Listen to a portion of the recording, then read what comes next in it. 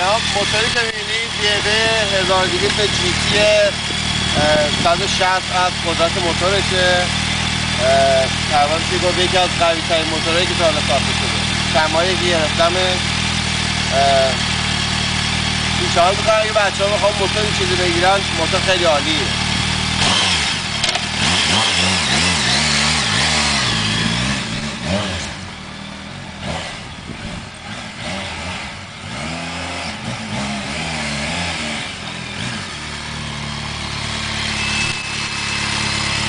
یه کامپیوتر خیلی عالی داره. آنبورد کامپیوترش همه چیو چک میکنه، فشار لاستیک، روغن، اسکرین اتوماتیک داره که میتونه خودش ادجاست کنه توی سرعت‌های بالا و پایین برای باد.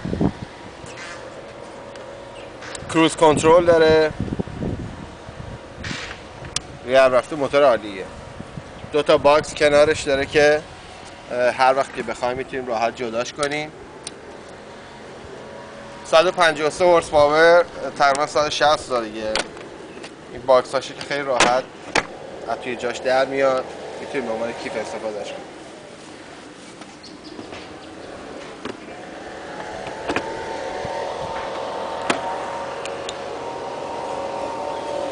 انشالله که با دوستان بتونیم بریم یه سواری خوب.